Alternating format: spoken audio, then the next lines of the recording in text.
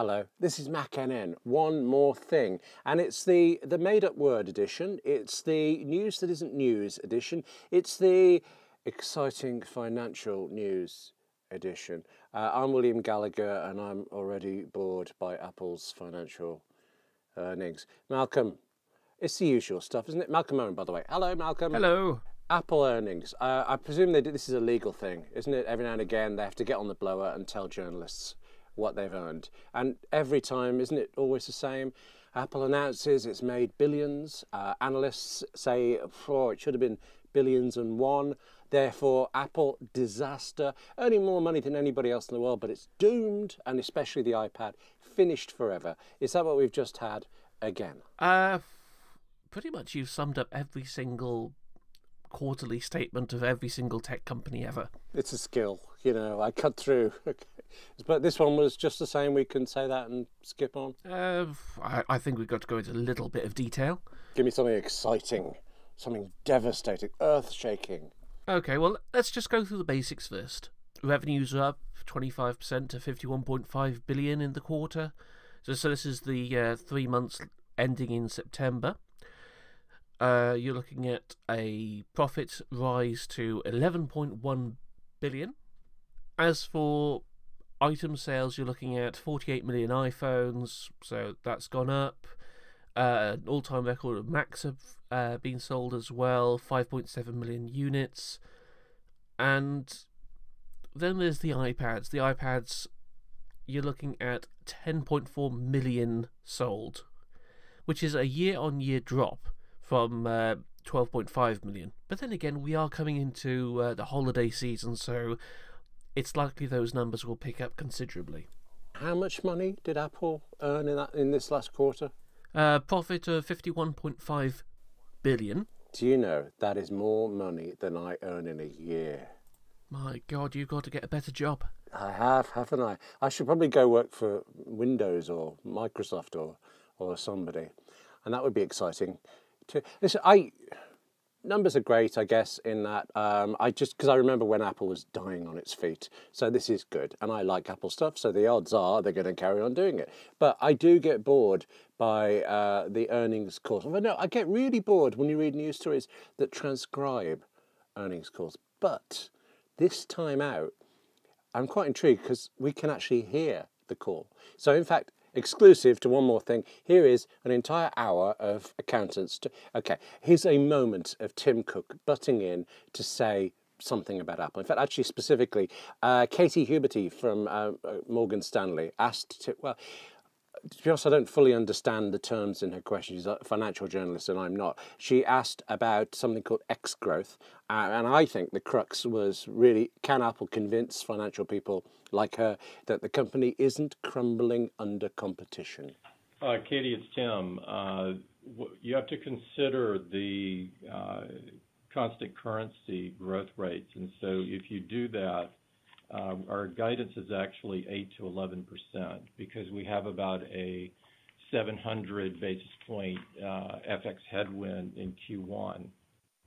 And so the growth is actually quite good underneath that. And that's obviously a problem that everyone's struggling with. Sort of zooming out to the more macro question about growth, here's what I see currently. We believe that iPhone will grow in Q1, and we base that on what we're seeing from a switcher point of view. We recorded the highest rate on record for Android switchers last quarter at 30%. We also look at the number of people that have upgraded that were in the install base prior to iPhone 6 and 6 Plus.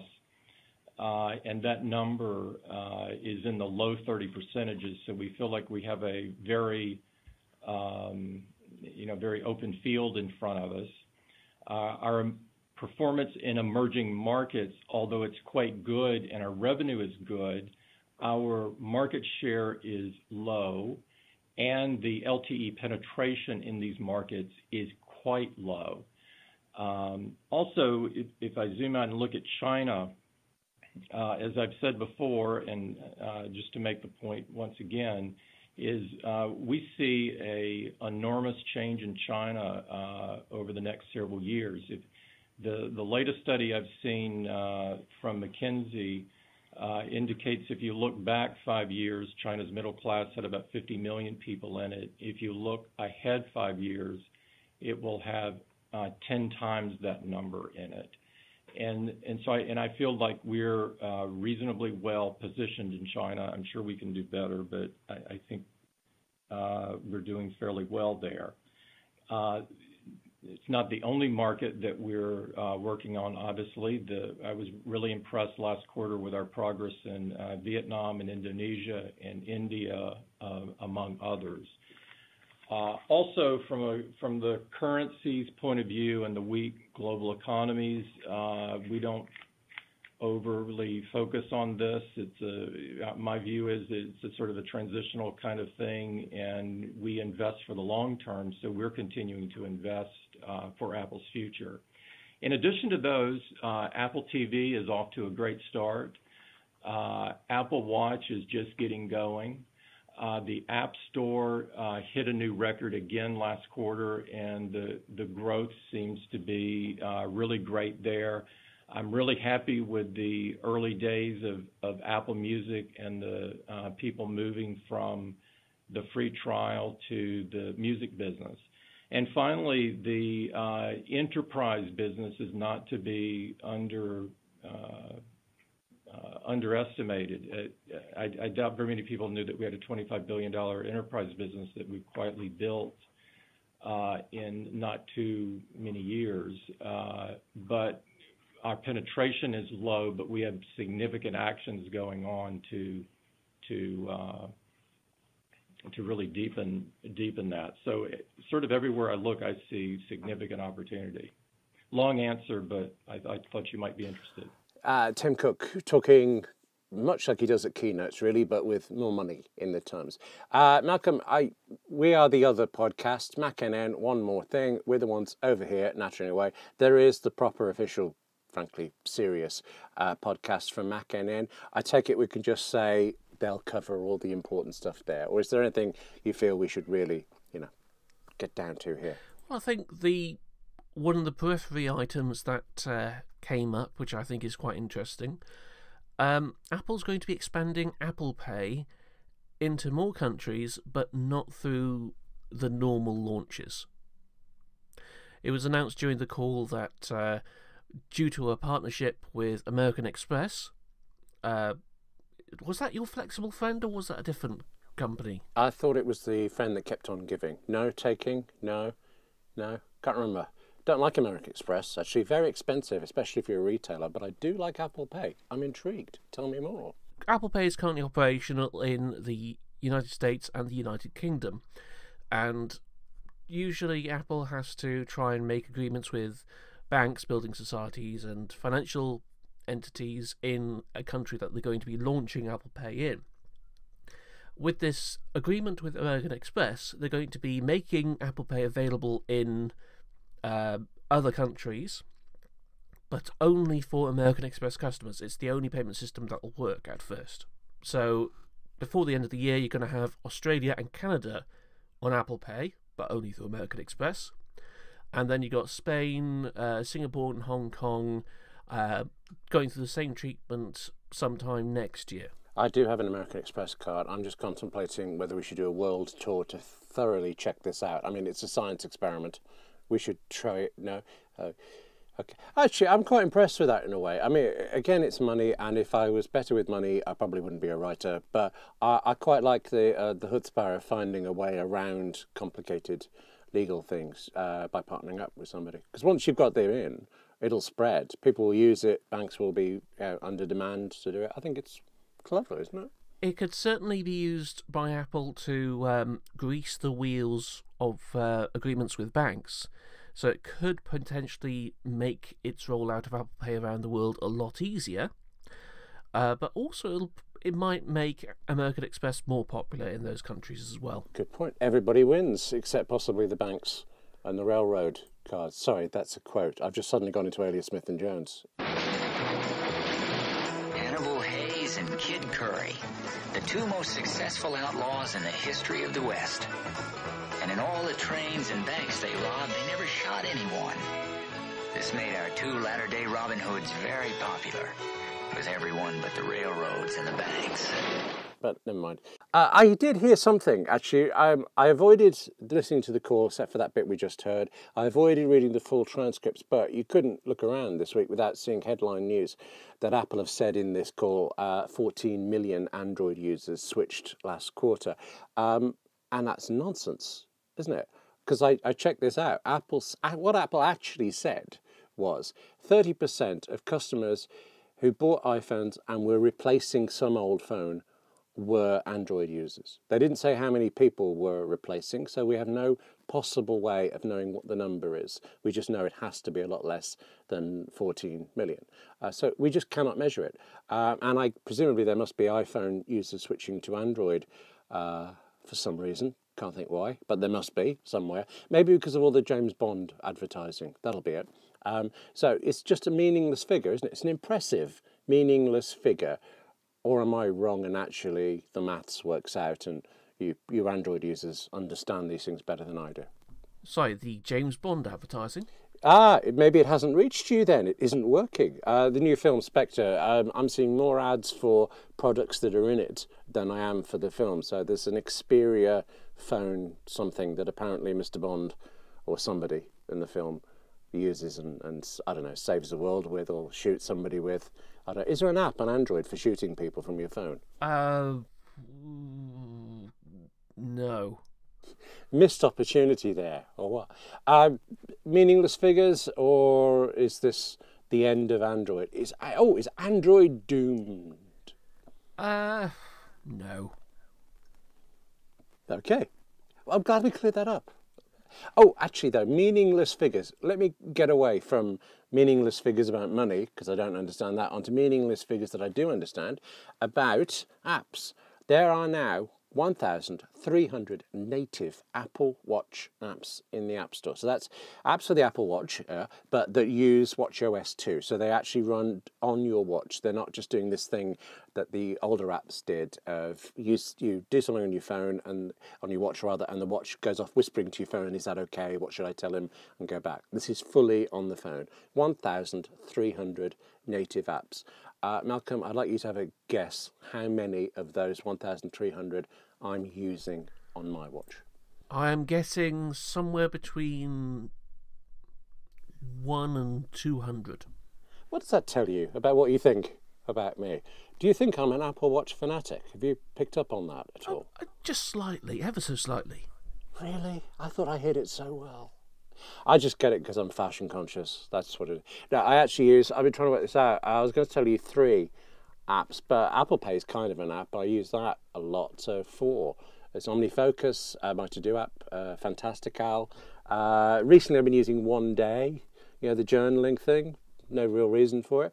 And that's it. I don't even have a clue what the rest of them would be. I wonder, are there games for the Apple Watch?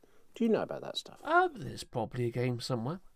So 1,300 apps, of which, I don't know, 14% are app game. I'm just making up figures. Other people make up figures. It sounds like another impressive, meaningless figure. But I got to tell you, of the 4 apps I use, I adore Apple Pay, I adore OmniFocus, I like Fantastical, I keep forgetting One Day. So that's still enough to make the watch really useful to me. So hopefully I will go off experimenting with the other. Oh, what's 1,300 minus 4? All of those. Yeah. I'm going to work that out on my fingers while you please explain to me about a judge who appears to be telling me that if you buy an Android phone, you're executing a cat or something. I think it's possible I've got the wrong end of that story. Yeah, just ever so slightly.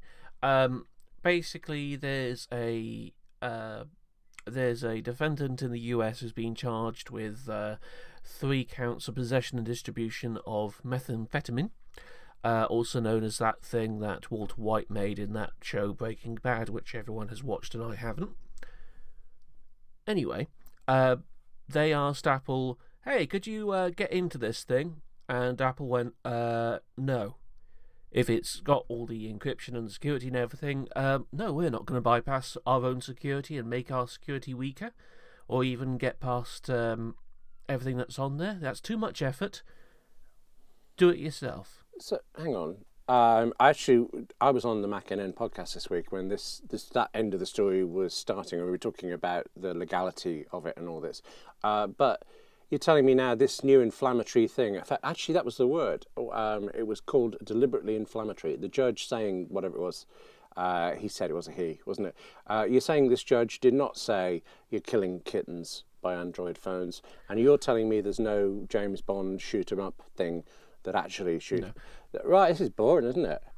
No, what's happened with this story is the judge after Apple basically said no, the judge, James Orenstein or Orenstein, depending on your pronunciation, he basically equated that forcing Apple to pull data from the phone would be the same as forcing a pharmaceutical company to offer drugs to the state in order to, put some criminals to death against the ethics of the company. Well, not to, run away from the letter of the law or the numbers of the money involved in other financial things. Let's move to words, because previously, in fact, in between this episode and the last, Malcolm and I were talking about what we're going to do next. You see, we actually do occasionally plan this. And Malcolm pointed out that we are heading, as we three talk, we are now heading towards November, which is a very special month for a certain type of writer. And I can't actually pronounce the word that it is. Malcolm, what is November called? It is called NaNoWriMo as well in some circles. NaNoWriMo being an amalgamation of the words National Novel Writing Month. Right, so it's nano... you see, you say that and I think of this.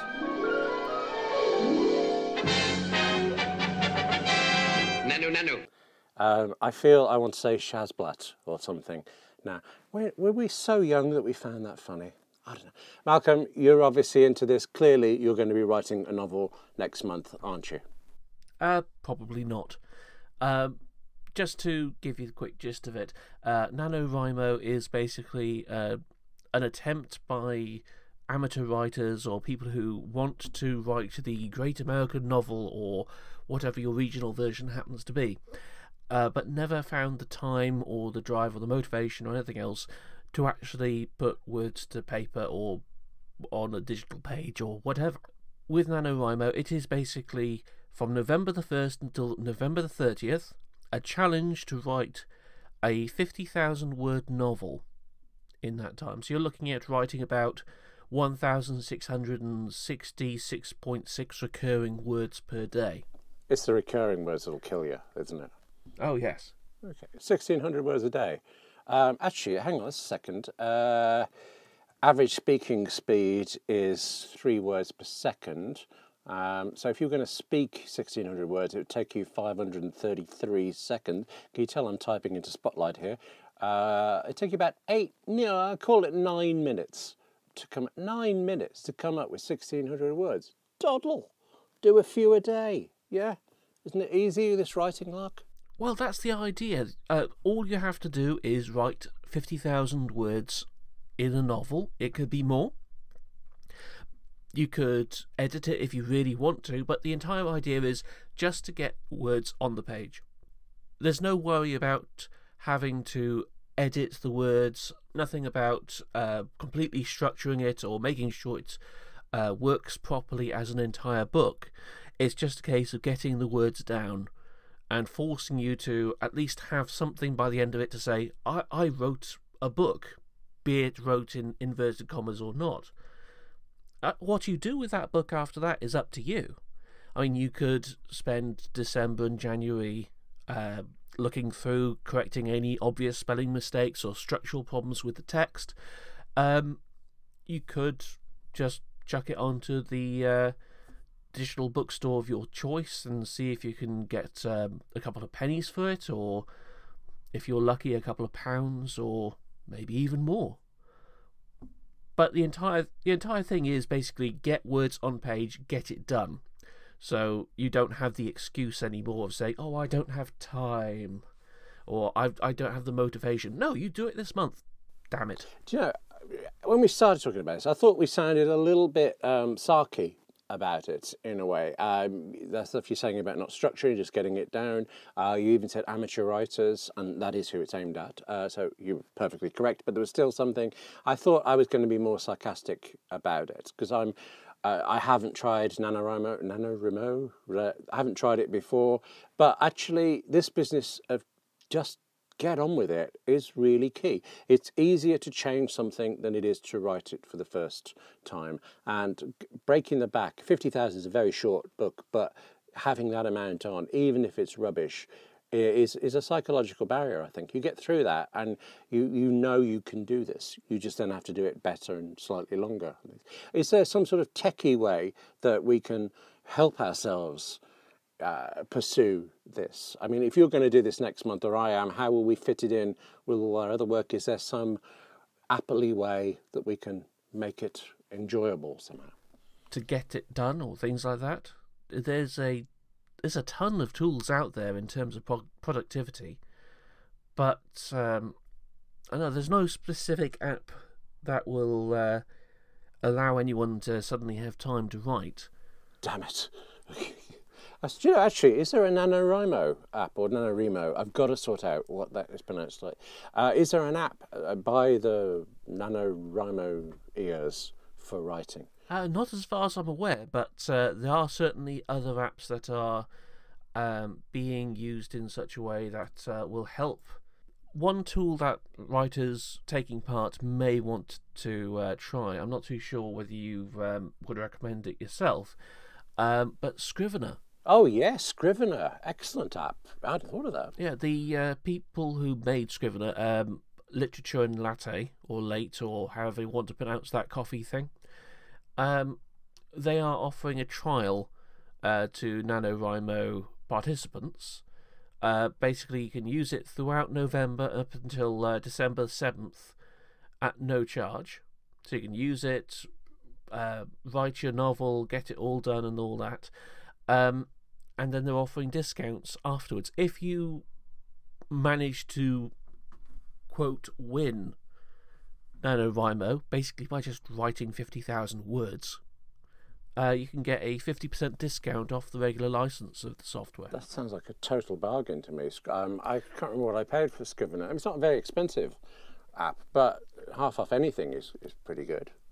If you don't manage to get to 50,000 words in the month, there is still the option of being able to get Scrivener anyway, but at a 20% discount. So you don't get the full discount, you'll get some discount, at least by attempting, which is nice. I'm really impressed with this. I mean, I've not written... I write... my fiction is drama scripts and recently short stories, and I've never used Scrivener for those, but I've written several books, non-fiction books in Scrivener. Do you use Scrivener? It's a Windows and Mac application, isn't it? Are you familiar with it? I got an idea of what it does, but no, I haven't used it myself. I do eventually want to write a book, novel, help guide, or whatever you want to call it, but not at the moment. I may take part in NaNoWriMo this year. I may not. I believe our esteemed colleague Mike is going to be attempting it. Oh, I didn't know that. Oh. Are we going to put him under pressure then? This is Mike Weatherly, the managing editor. If we know and say publicly he's writing a novel, does that put him under extra pressure to deliver? I think it only applies pressure if we definitely say that he definitely is doing it. At this point, I'm just saying that I heard that there's a possibility of it, so it's a more insinuation rather than outright saying it. So there's no pressure at the moment, but it might change depending on his decision towards the start of the period. Oh, let's change that. Mike is definitely writing a novel in NaNoWriMo month. You heard it here first, and you possibly heard it here only, but it's definite. It's real. Other people can make up news. That's what I'm doing too.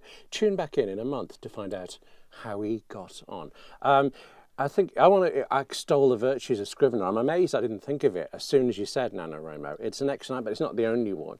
We do have a feature on Mac NN which is going to cover all these kind of things. So if you have a look at the show notes for this, it'll point you to that feature and we'll explore everything.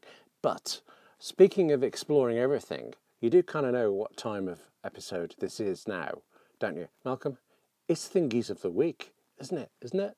Yeah? Do you have a Thingy of the Week this week? Yes, but not something that a listener will be able to use. Right, you just do this deliberately, don't you? I mean, I've been really impressed with you before. I'm sorry. I know I know you're disappointed by my choices sometimes and my lack of choices, but this time this is something that's actually quite personal to me. Since I started writing for Mackinnon and Electronista, we have to keep track of how many articles we've written and our hours and so on and so forth, because we get paid to do this, amazingly. I don't know how anyone else is keeping track of their timings, but what I've been doing is every period that we're having to submit these reports for, I've been writing all my reports down in a notebook. And I got this thin notebook which is, I can't count the number of pages right now, but quite a few pages of it, and I've now reached the last side, the last page of it, and it is just completely full of hours and how many posts I've done of different types and notes about each individual day's work and so on. Yeah, I've now got to the last page, and when we enter November, I'm going to have to buy a new one. It's just a brilliant thing to have this tome of I've done work for this period of time. So, sorry, an actual paper notebook? Yeah. That sounds amazingly... Oh, it's a little bit, I suppose, train-spotting level detail if you've got to do every single thing. But that's quite... You must feel quite an accomplishment looking at that. Just to be clear, I'm not writing down, oh, I wrote an article about Android today. I also wrote about an article about how Notepad in Windows did. I don't do that. It's more a case of like tally marks and times and dates and just going through the entire thing. I'm actually quite impressed that I've managed to reach the end of the book and fill it up with what to everyone else would be complete nonsense and gibberish. It has no actual functional purpose to anyone else except me, and all it is just a record that I've done this for quite some time, and I've managed to reach this. It's a brilliant... What's the best way of saying this? It's not a benchmark. It's a brilliant reminder that I've done all this work so far. It's a treasure. In fact, writers are often told, make a note of what you've done at the end of the day, because after a while, the days blur until you don't feel like you've done anything. But seeing it written down, I set out to do this, I have done this. That's psychologically really important. I love the fact that you're recommending a paper notebook on thing, because I don't work as much for Mackinnon as you do, but I have to log things as well, and I just add things to the end of an Evernote thing, and so that will never end. And I actually do find it quite satisfying seeing the long list, but the fact that you're completing a book, that's a big moment. That's great.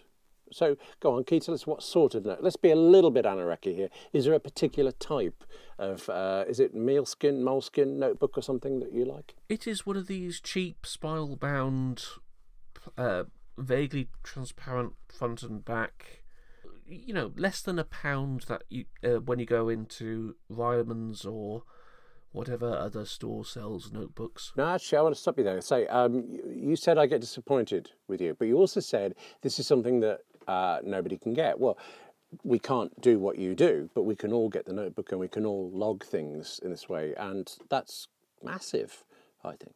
Whereas I mean, possibly a little bit more haphazardly.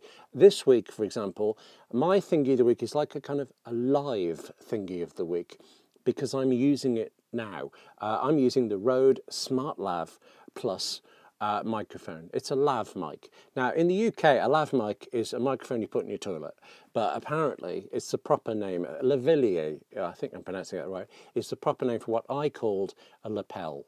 mic. I read a thing somewhere that said lapel mic is such a passé term, but that's what it is. Microphone on your lapel.